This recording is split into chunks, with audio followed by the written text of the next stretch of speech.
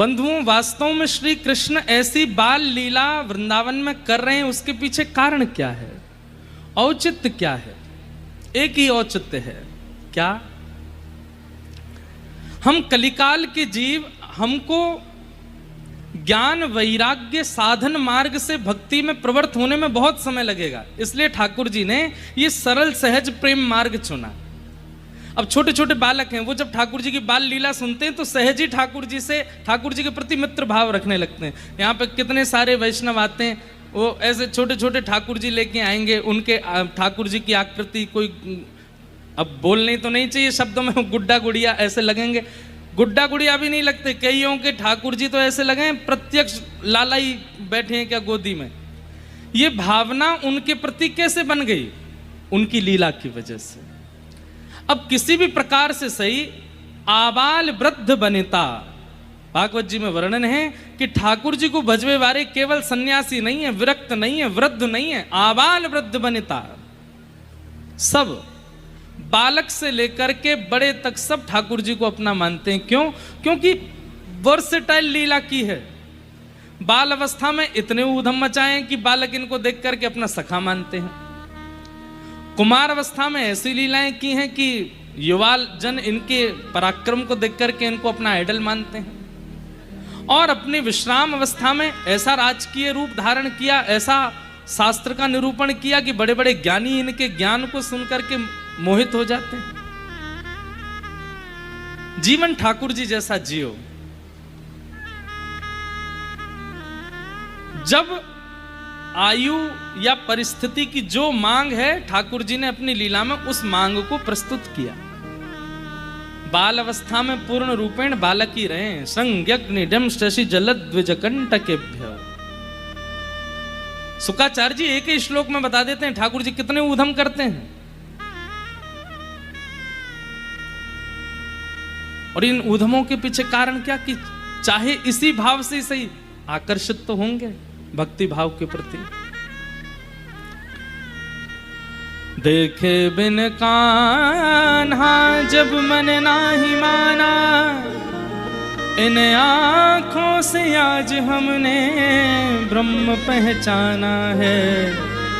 कृष्ण चरण कमलों में मन को लगाना, इन गोपियों का ताना ये उल्हाना तो बहाना है। गोपियां अब बहाने बना बना करके जाती हैं ठाकुर जी का दर्शन करने। कैसे? कोई गोपी जाएगी, मैया मेरे घर पे पूजा होनी है। बोला अच्छा, तो घी खत्म है क्या? दिया मैंने घी चाहिए। अच्छा तू डट में लेके आऊं। मैया घी लेवे जावे, इतने में गोपी अपनी सबरी नजर घुमा ले, कहाँ है श्याम सुंदर, कहाँ है लाला? और तभी लाला दिख गए कि दूर बैठे आंगन में कछु कर रहे हैं।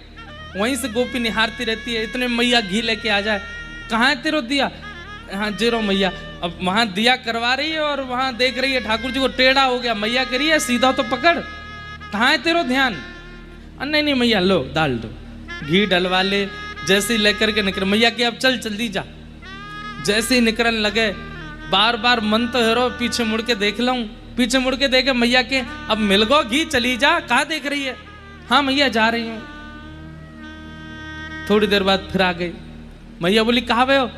मैया मेरे घर पे दिया सलाई भी ना है। मतलब आज की भाषा में कहें तो मैच स्टिक, माचिस, दिया सलाई ने या को प्रज्वलित कर दो। मैया बोली तो तेरे घर में कछु ना है तो पूजा करवा काई को रही है? घी तेरे यहाँ ना, दिया सलाई तेरे यहाँ ना, कछु तेरे यहाँ, तो काई को पूजा करवा रही है? अब मैया दे दो, लेके आऊं रुक। इतने में फिर देख लेती है ठाकुर जी को। आहा मधुर गोपाल जी, कभी अपने केश खींच रहे हैं, कभी किसी से खेल रहे हैं, कभी कोई क्रीड़ा कर रहे हैं, वो देख रही हैं दूर से। और जितनी देर में मैया जाती हैं लौट के आती हैं, उतनी देर में मीराबाई का पद है, नयन भर देखूं नंद कुमार, नयन भर देखूं नंद कुमार। नैन भर के देख लूं।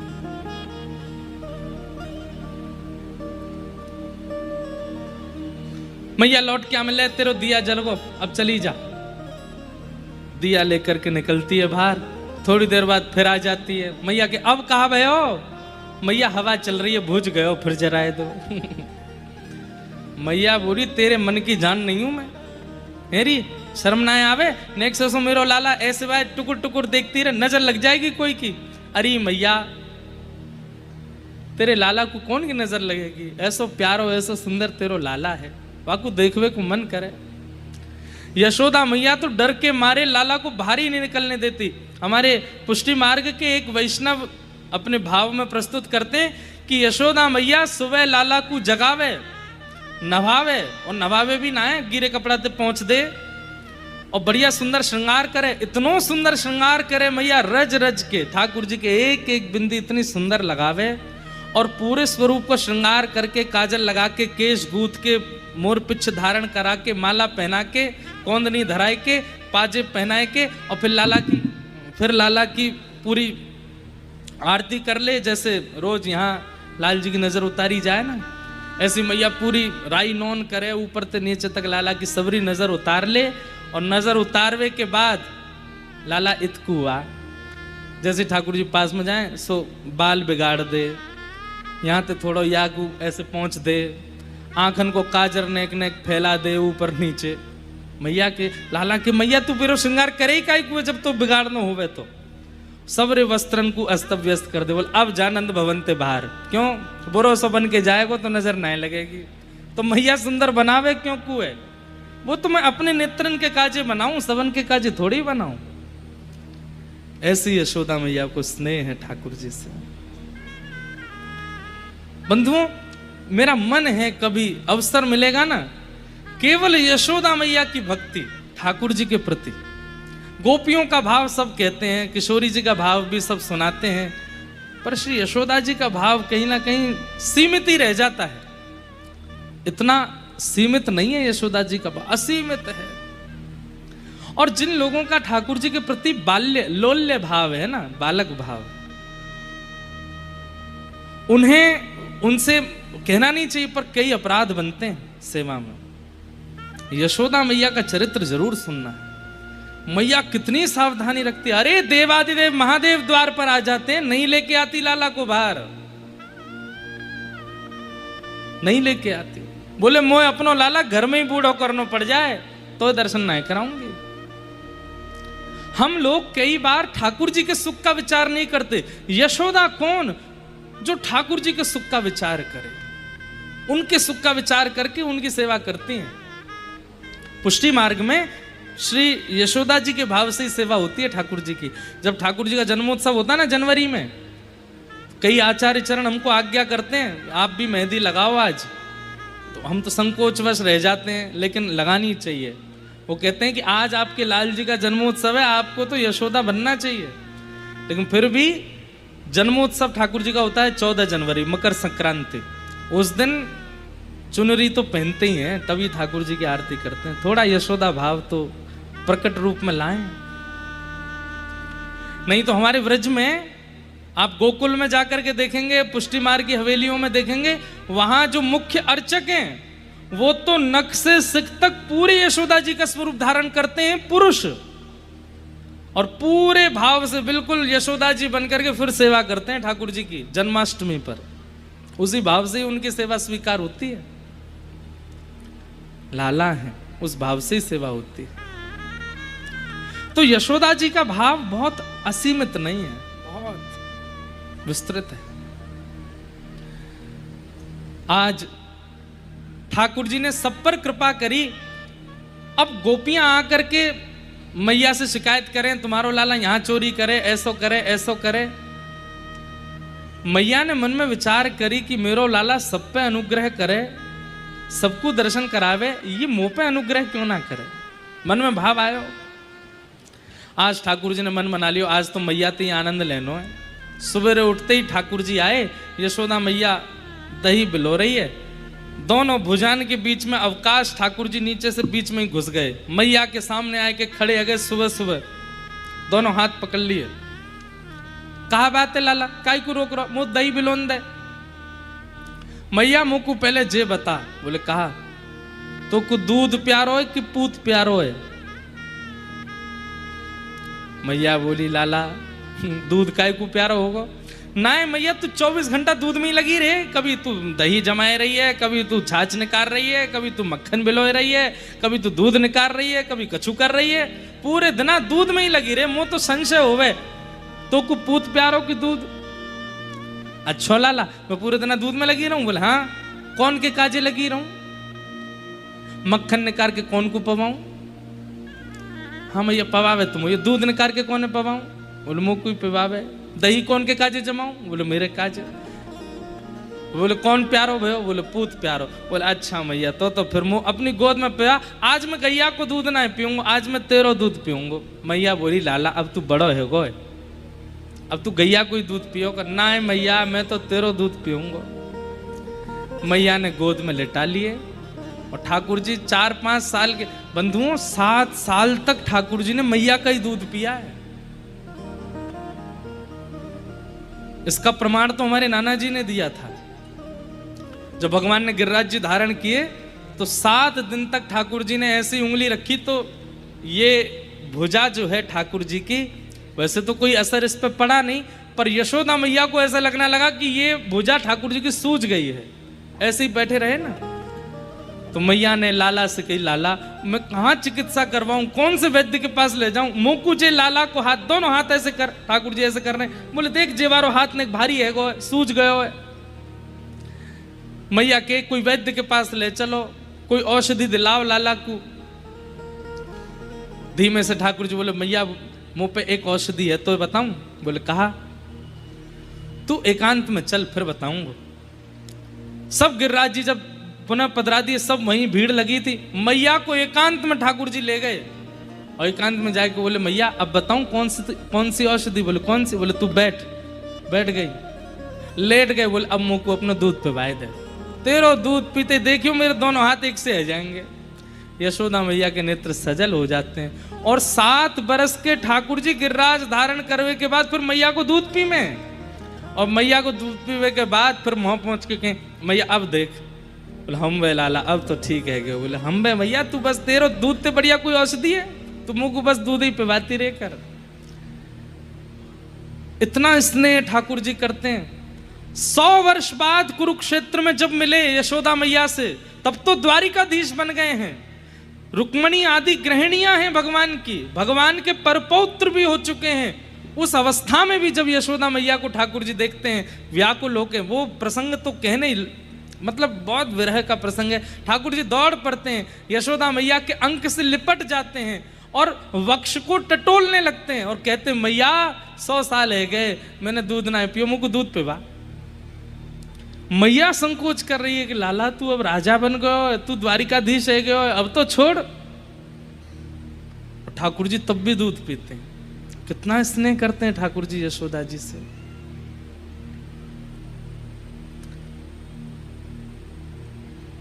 ठाकुर जी ने जैसे दुग्ध पान किया मैया का, तो दूर चूल्हा पे जो दूध औट रहा था गैया का, ठाकुर जी की सेवा में तो सब चैतन्य हो जाते हैं, कोई जड़ थोड़ी है। दूध ने मन में विचार किया कि आज ठाकुर जी मेरा भोग नहीं लगाएंगे, आज मैया के दूध से आनंद ले रहे हैं, तो मैं जीवित कैसे रहूं?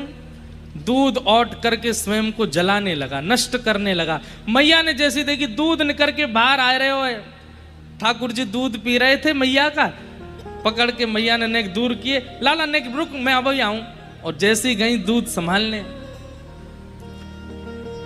ठाकुर जी की कहा कर रही है, दूध संभाल रही है।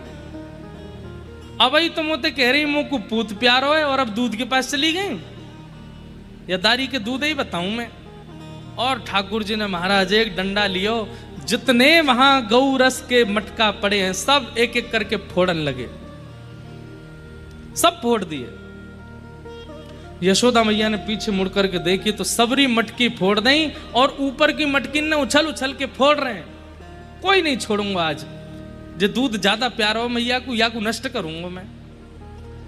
मैया ने जैसे देखी, मैया बोली लाला तो आज ऊधम कर रहे हो, या को बतानी पड़ेगी। मैया ने अपनी साड़ी ने कसी, एक पतरी सी छड़ी उठाई और मैया बोली लाला ठाकुर जी ने जैसे पीछे देखी मैया कमर पे हाथ धर के छड़ी लेकर के आज पीछे दौड़ रही है, ठाकुर जी चौकड़ी मार के भागे माते। अब पीछे पीछे मैया, आगे आगे लाला, कभी गली में कूद जाए, कभी कहीं कूद जाए, कभी कहीं पहुंचे, कभी कहीं जाए, मैं पीछे। मैया बोली तू चाहे जितना दौड़ आज ना छोड़ूंगी तो। मैया मैं तेरो लाला ना हूं, मैं तेरो लाला ना हूं, तू लाला को मारेगी? वो ना है तू मेरो लाला, आज तो ये देखूंगा। ऐसे करके मैया दौड़ी, एक जगह जाकर के मैया जोर से हांफन लगी, थक गई। ठाकुर जी दूर बैठ गए और एक वृक्ष की ओट से कहने लगे, मैया काय भयो? मैया बोली, लाला मैं हार गई हूं, थक गई हूं। अच्छा थक गई है, कैसे हार दूर होएगी? बोले तू आजा, हृदय ते लग जा, सोई हार दूर रह जाएगी।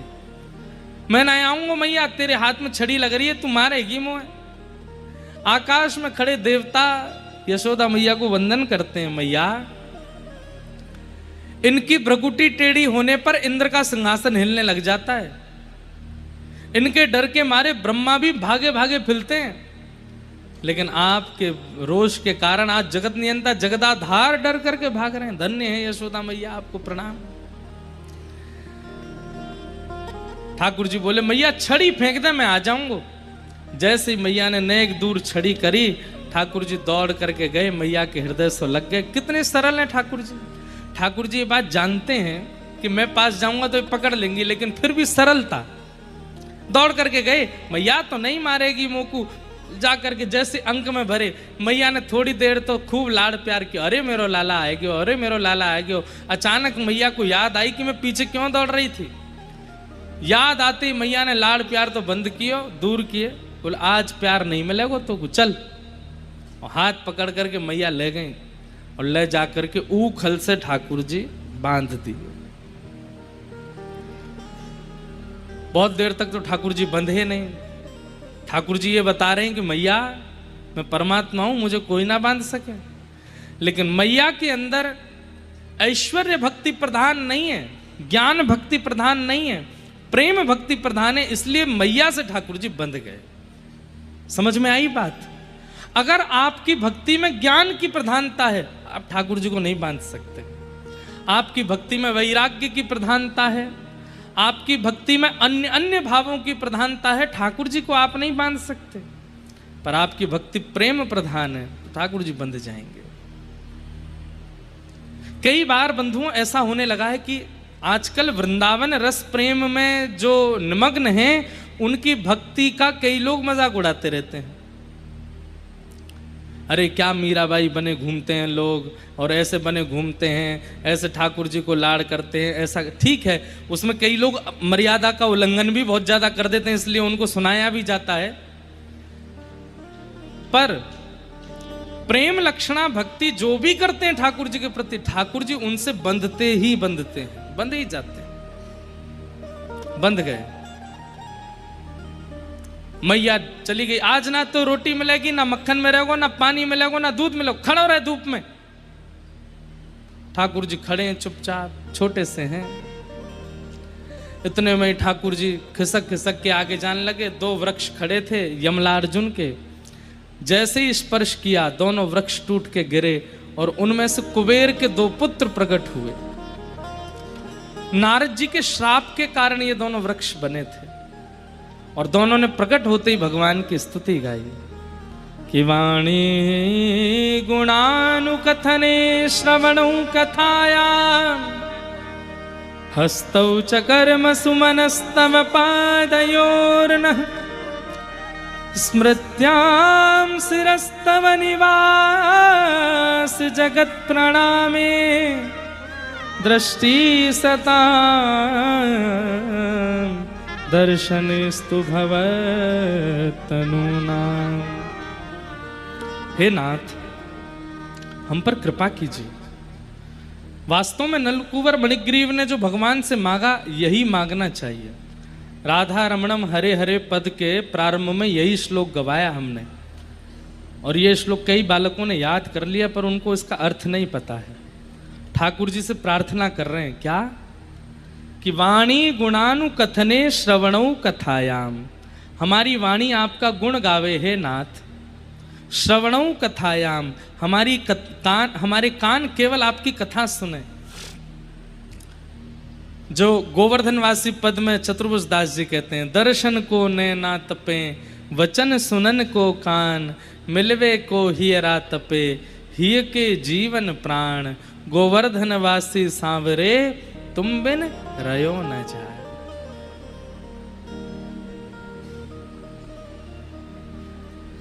चतुर्भुज दास। बंधुओं, ये गोवर्धनवासी सांवरे जो पद है ना, ये जैसे गोपी गीत है ना, ऐसे कलयुग का ये गोप गीत है। चतुर्भुज दास जी को आज्ञा कर दी गुसाई जी ने, कल मेरे साथ द्वारिका यात्रा पर चलना है, तुमको तैयार रहना। चतुर्भुज दास जी बोले, मैं तो लाला के बिना एक क्षण ना रहे हूं, मैं तो गिरिराज जी के दर्शन के बिना एक क्षण ना रह सकूं, कैसे जाऊंगा? अभी यहां 3 को कथा विश्राम है, 4 तारीख से गिरिराज जी में कथा है, गोवर्धन में शरदोत्सव है। अभी तक सोच ही रहा हूं मैं कि क्या विषय कहूं वहां पर। ये पद बहुत विस्तृत है और इस पद का इतना सुंदर भाव है, अगर मन बना तो इसी पद पर ही 4 दिन वहां कहेंगे। चतुर्भुज दास जी रात भर ठाकुर जी के चरणों में बैठे रहे और कहने लगे, हे नाथ, मैं आपके बिना नहीं रह सकता, आप गुरु जी से कहिए कुछ करके ऐसी व्यवस्था बनाओ कि मुझे द्वारिका ना जाना पड़े, मैं आपके बगैर नहीं रह सकता।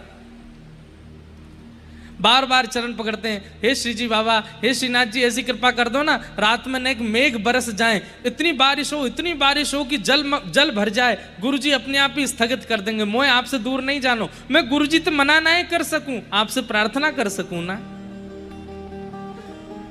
जैसे जैसे सूर्य उदय हो रहा है, प्रातः काल हो रहा है, चतुर्भुज दास जी रो रहे हैं, हे जय जय, कर दो ना वर्षा, ना कर रहे तो कछु ऐसा कर दो ना, मुंह को रोग लगाए दो, मैं रोगी है जाऊंगा तो गुरुजी ले जावे तो मना कर देंगे। अरे कछु तो ऐसा कर दो, जाते मुंह को गिरिराज जी छोड़ के ना जानो पड़े। लेकिन ठाकुर जी ने कुछ नहीं किया, सब व्यवस्था और अच्छी बना दी। एक आदमी बैलगाड़ी लेके आ गया, बोले आचार्य चरण आप जा रहे हैं, कुछ दूर तक मैं बैलगाड़ी से ही छोड़ दूंगा, चलिए बैठो। चतुर्भुज दास जी बोले, मैं तो कह रहा हूं व्यवस्था बिगाड़ो, आप तो और व्यवस्था करवा रहे हो। अरे पैदल की जगह बैलगाड़ी भिजवा दी। गुरु जी बोले, चलो चतुर्भुज दास। चतुर्भुज दास जी निकल रहे हैं, गुरु आज्ञा टाल नहीं सकते, लेकिन गिरिराज जी छोड़ नहीं सकते। अब ज्यों ज्यों चलते हैं, पीछे मुड़ के देखते हैं, जब तक श्रीनाथ जी दिखते रहे, हाथ जोड़ते रहे, कुछ कर दो, कछु तो कर दो, कहीं तो रुकवाए दो। फिर गुरु जी के साथ चलने लगे, फिर पीछे मुड़ के देखा श्रीनाथ जी नहीं दिख रहे, केवल गिरिराज जी दिख रहे हैं। गिरिराज जी से प्रार्थना कर रहे हैं, मैं नहीं रह पाऊंगा, जैसे जल से मछली दूर रहती तड़पते मर जाए, मैं मर जाऊंगा।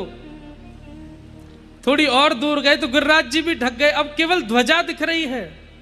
ध्वजा जी से प्रार्थना कर रहे हैं, कछु तो करो, आप भी दिखनी बंद है गई, मेरे प्राण निकल जाएंगे।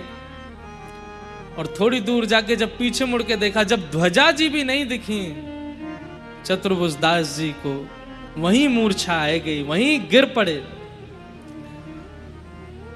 गुसाई जी ने पीछे मुड़ करके देखा तो चतुर्भुज दास जी अचेत पड़े। हाँ गिरधर, प्राण गिरधर, जीवन गिरधर, हाँ गिरधर, प्राण गिरधर, जीवन गिरधर कह करके रो रहे हैं। गुसाई जी ने जाकर के जैसे ही जल का छिड़काव किया, क्या हुआ? चतुर्भुज दास होश में आए और होश में आकर के बोले, गुरुदेव मैं आपसे मना नहीं कर पाया, आपने आज्ञा की कि जाना है द्वारिका, तो मैं चल पड़ा, लेकिन वास्तविकता ऐसी है कि मेरे नेत्र बिना कमल नयन को देखे रह नहीं सकते, बिना गिरिराज जी को देखे सुने स्पर्श किए मैं जी नहीं पाऊंगा। मैं आपकी आज्ञा का उल्लंघन नहीं करना चाहता, पर नाथ आपके चरणों में प्रणाम करते हुए बस आज्ञा चाहता हूं, मुझे वापस जाने की आज्ञा दे दीजिए, मैं गिरिराज जी के बगैर नहीं रह सकता। गुसाई जी मुस्कुराए, बोले तुरंत दौड़ के जाओ गिरिराज जी और वहीं रहो, कहीं मत जाना। दौड़ करके श्री चतुर्भुज दास जी दौड़ते हुए आ रहे हैं, नेत्रों से अविरल अश्रुधार हे गिरधर, प्राण गिरधर, जीवन गिरधर। दौड़ते हुए आए, श्रीनाथ जी खड़े हैं, मधुर मुस्कान मुख पर है। चतुर्भुजदास जी आए, आकर के लिपट गए चरणों से। बोले बहुत छलिया हो, बहुत कपटी हो, बहुत निष्ठुर हो, कोई योजना नहीं बनाई मुझे भेजने की, सब सब सब योजनाएं व्यवस्थित और कर दी। अगर मैं मूर्छित होके नहीं गिरता, आ ही नहीं पाता लौट करके। श्रीनाथ जी बोले तो को मूर्छित तू थोड़ी भयो, मैं नहीं तो कियो, ताकि तू मूर्छित होए और जब उठ करके अपने विरह वेदना सुनावे तो गुरु जी तो को वापस कर दें। अगर मैं कोई और योजना बनाता तो गुसाई जी तो जाते, पर तो को छोड़ जाते तो तू यहां रह करके पूरे समय गुसाई जी की चिंता करतो।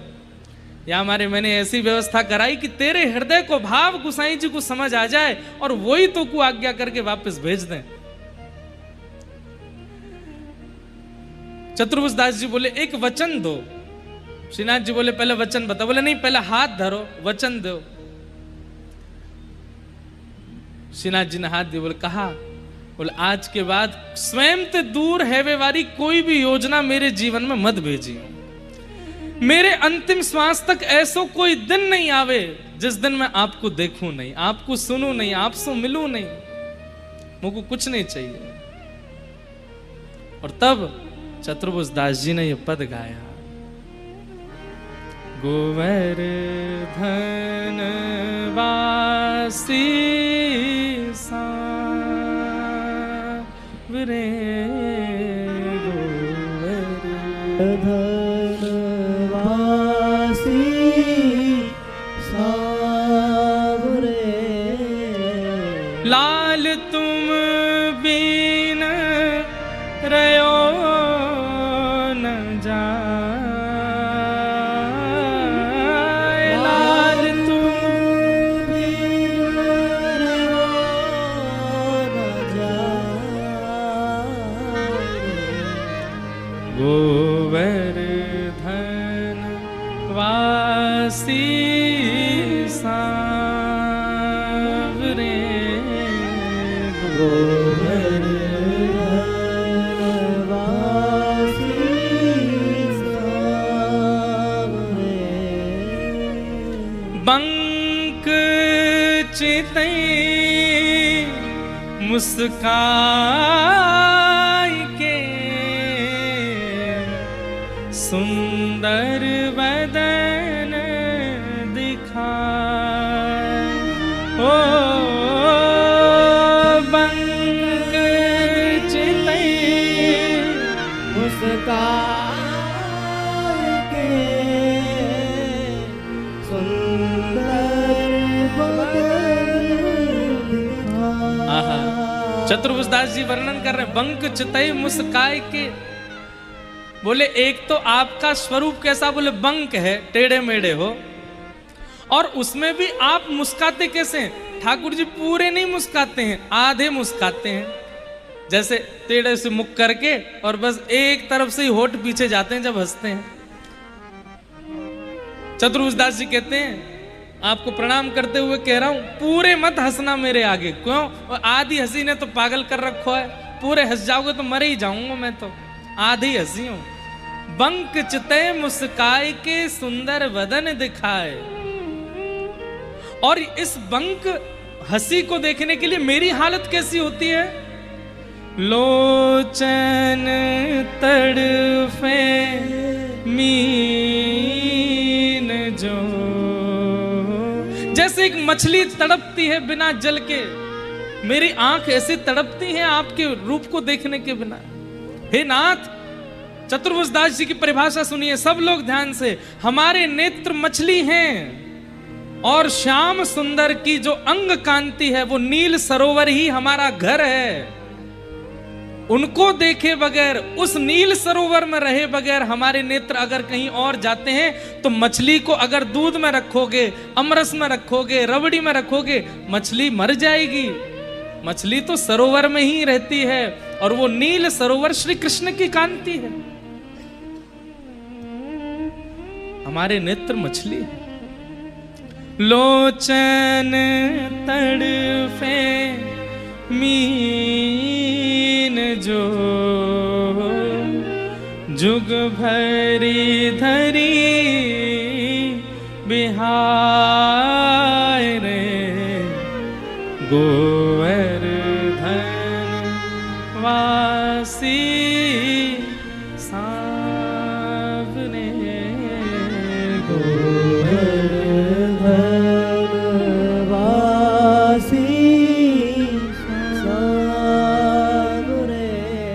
बहुत सुंदर पद है। और इसी पद में श्री चतुर्भुज दास जी कहते हैं, दर्शन को नैना तपे, वचन सुनन को कान हो, दर्शन को नैना तपे,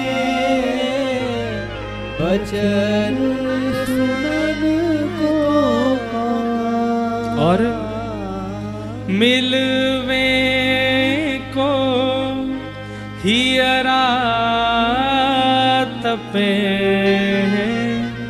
ही के जीवन प्राण मिलवे को हियरा तपे, के जीवन प्राण रे गोवर्धन वासी सावने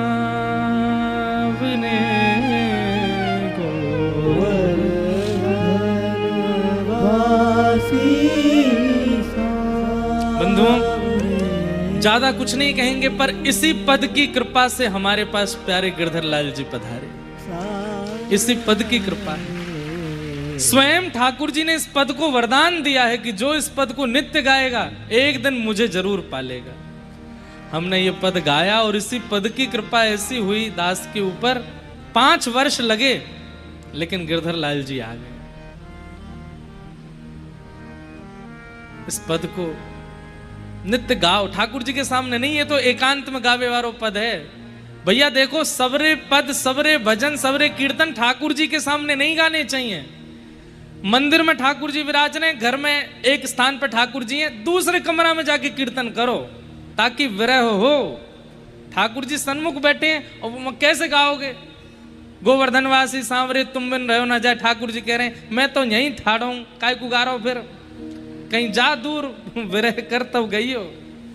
ठाकुर जी के आगे नहीं गाओ, ठाकुर जी के आगे आरती करो, भोग लगाओ, कभी कभी नाच लो, कुछ उत्सव मना लो। ठाकुर जी के सामने तो उत्साह वाले पद गाइए, जिन पदों में विरह है, जैसे मीराबाई के पद हैं, चतुर्भुज दास जी के पद हैं, इन पदों को तो एकांत में जाके गाओ। भोरी सखी के पद हैं, इन पदों को तो ठाकुर जी से दूर बैठ के गाओ ताकि विरह हो चित्त में। नलकूबर मणिग्रीव ने भगवान की स्तुति गाई और भगवान ने फिर उन दोनों को प्रसन्न किया। मैया यशोदानंद बाबा ने मन बना लियो कि अब हम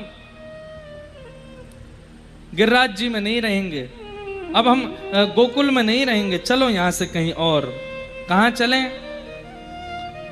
वनम वृंदावनम नाम पशव्यं नवकाननम, गोप गोपी गवाम सेव्यम पुण्याद्रि तृणविरुधम। और सब ब्रजवासियों के साथ श्री ठाकुर जी गोकुल से अब वृंदावन की ओर प्रस्थान। ठाकुर जी इतने खुश हैं, आज बैलगाड़ी में नहीं जा रहे हैं ठाकुर जी, गोकुल के सब लोग बैलगाड़ी में, ठाकुर जी पैदल चल रहे हैं आगे। मैया करी लाला पीछे बैठ जा, नहीं मैया मैं तो पैदल ही चलूंगा। उत्सुक व्यक्ति सुख का त्याग करता है, ठाकुर जी पैदल ही जा रहे हैं। क्यों? वृंदावन अति प्रिय है। क्यों प्रिय है? क्योंकि वृंदावन को ब्रह्मा जी ने नहीं बनाया, वृंदावन तो किशोरी जी के चित्त से प्रकट हुआ है। आज किशोरी जी के हृदय से जो प्रकट हुआ कमल है, उसमें ठाकुर जी प्रवेश कर रहे हैं बड़े आनंद के साथ। इसलिए श्रीमद् भागवत जी में लिखा है, वृंदावनम संप्रविश्य सर्वकाल सुखावहम। ठाकुर जी इतने खुश कहीं और जाके हुए ही नहीं है जितने खुश आज वृंदावन आकर के हो रहे हैं। वृंदावन साचो धन भैया, वृंदावन साचो धन भैया, वृंदावन साचो धन भैया, वृंदावन साचो धन भैया। कनक कूट कोटिक लगत जिए, भजिए कुंवर कन्हैया। कनक कोट कोटिक लगत जिए, भजिए कुंवर कन्हैया। आतुर वन में व्यास पुकारे,